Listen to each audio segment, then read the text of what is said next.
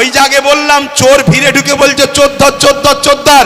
যারা আন্দোলন করছে বিগত দিন তাদেরকে দেখা গেছে যারা ওয়াকফ ঝেড়ে খায় তাদের মুখে মুখ দিয়ে গুজুর গুজুর করেছে। আমার একটু ভাষা খারাপ ভাই, কারণ আমার ছেলে শুকিয়ে আছে, তো আমার ছেলে তো খেতে পাই না, আমি তো গার্জেন, আমার বাচ্চা শিক্ষা পাই না, আমার বাচ্চা গরিব, আমার বাচ্চা কলকাতায় হোস্টেল পাচ্ছে না, পড়তে পারছে না, অথচ কলকাতায় 33 খানা এতিমখানাকে দখল করে রেখেছে শাসক। 33 খানা এতিমখানা রয়েছে কলকাতায়, ভিআইপি জায়গা রয়েছে, ওই জায়গাগুলোতে সব বিভিন্ন প্রমোটিং হয়ে যাচ্ছে, কোটি কোটি টাকা লেনদেন হচ্ছে রাজ ক্ষমতার জোরে। এমনি বলিনি যে রাজ ক্ষমতা দরকার, এমনি বলিনি রাজ ক্ষমতা দরকার। আরে আব্বাস সিদ্দিকী আসবে না, ওই নওশাদকে দিয়েছে, ওটাই থাকবে তোদের সাথে। আমি আমার যেটা করছি করব, কিন্তু তোমাদেরকে ভাবাচ্ছি, তোমরা ভাবো আজকে বিধানসভায় এতগুলো তো মুসলিম এমএলএ রয়েছে, এমপি রয়েছে, এই গত পরশু দিনে আলোচনা হয়েছে, কারো মুখে কথা নেই। তোমাদের নওশাদ, তোমাদের ভাঙড়বাসী, তোমাদের নওশাদ, তোমরা গর্ব করো, তোমাদের নওশাদ। তোমাদের এই ভাঙড়ে পাওয়ার গ্রিগেড যখন তৈরি হয় 3 বিঘে ওয়াকফ জায়গা ছেড়ে নিয়েছে। আমি বলে যাচ্ছি, মিলিয়ে নাও, 3 বিঘে ওয়াকফের জায়গা পাওয়ার গ্রিডের নামে নিয়েছে।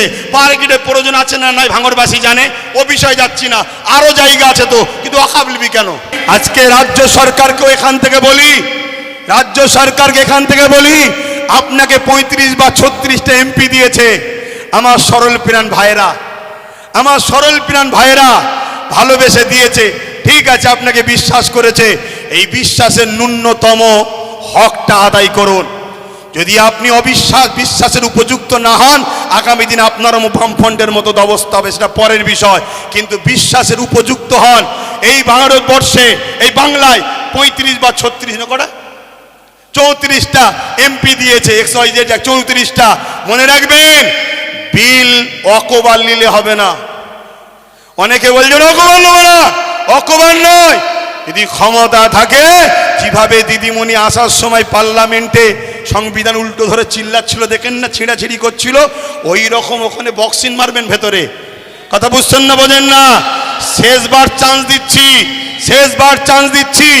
এই লড়াই সংবিধানকে বাঁচাবার লড়াই, শুধু মুসলমানদের লড়াই নয়, সংবিধানকে বাঁচাবার লড়াই। আপনি সংবিধানের স্বার্থে করেন, আমাদের ভালো যদি নাও চান, কমসে কম সংবিধানকে তো ভালোবাসেন, সংবিধানের স্বার্থে করেন। আরেকটা কথা রাজ্য সরকারকে বলে যায়, সেটা হলো এটাই, আপনার অনেক আইবি লোক আছে, পুলিশ বন্ধুরা রয়েছে, খবর আপনাদের কাছে চলে যাবে ঠিকই।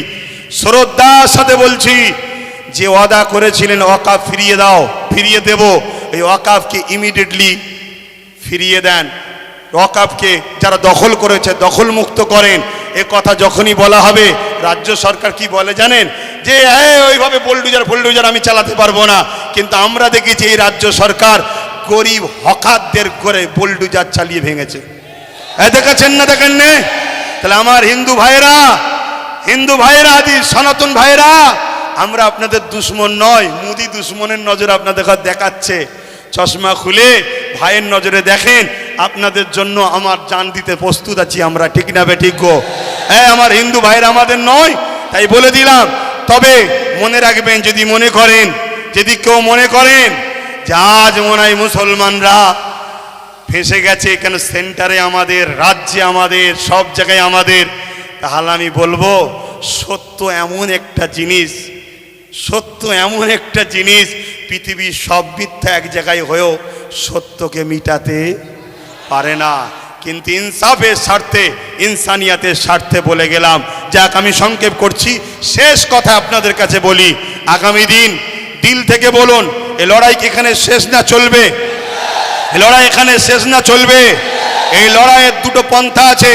একটা পন্থা হলো সংবিধান অনুযায়ী, সংবিধান যেভাবে রাইট দিয়েছে, সংবিধানের বাইরে গিয়ে আমি তাহলে নাই, সংবিধান অনুযায়ী কলিকাতার রাজপথ ধরে এ আন্দোলন পুরো দরকার হয়, একেবারে যেভাবে দখল নিয়েছে ওভাবে দখল নিতে হয়, লিয়া হবে, ঠিক আছে না বেঠিক?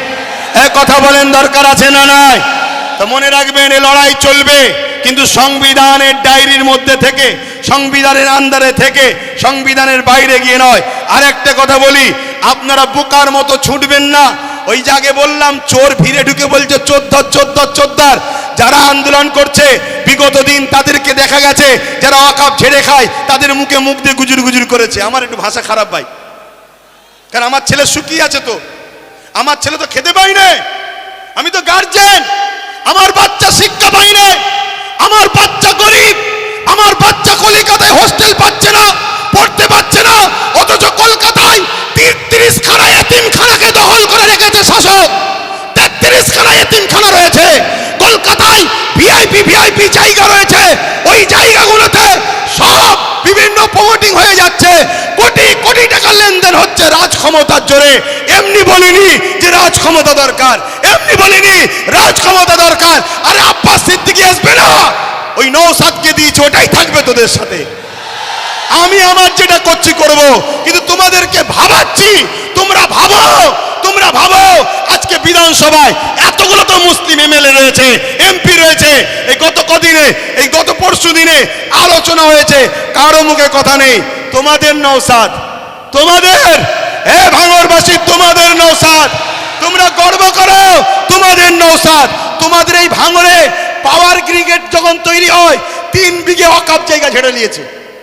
আমি বলে যাচ্ছি, মিলিয়ে নাও, 3 বিঘে ওয়াকফের জায়গা পাওয়ার গ্রিডের নামে নিয়েছে। পাওয়ার গ্রিডের প্রয়োজন আছে না নাই ভাঙড়বাসী জানে, ও বিষয় যাচ্ছি না, আরো জায়গা আছে তো, কিন্তু ওয়াকফ নিবি কেন? কথা বুঝে আসছে? আমি একটা ছোট্ট কথা বলবো, অনেকে বলতে পারে নওশাদ কি করলো, আমি একটা কথা বলবো, ওর আমি বড়, আমার ধর্মীয় হিসাব অনুযায়ী ও আমার জুতো ঘুরিয়ে দিতে হবে, ওর বড় ভাই আমি, সম্মানের দিকে। কথা বুঝে আসছে?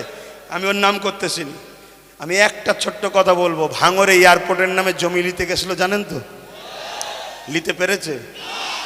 এটা তোমরা বেঁচে, তোমরাই তোমাদের নিজেদের তকদিরকে, আল্লাহর হুকুম তো বটে, করেছো ভালো। কি যদি ও না থাকতো, অন্য কেউ থাকলে একদিন সই করে জমিলে লাখ লাখ হাজার হাজার মুসলমানদের ঘর উচ্ছেদ হয়ে যেত। কথা মাথায় ঢুকছে? কিন্তু ওই নেশার ঘোর এখনো কাটেনি। শুধু একটাই করো, যেখানে মুসলমান গ্রুপ বেশি হয় কেস দিয়ে তুলে দাও, নাই ভোটাভুটিতে ভাগ করে দাও, আর না হয় জমি অধিগ্রহণের নামে কেড়ে নাও। তো ভাই আমি আর কথা বাড়াবো না।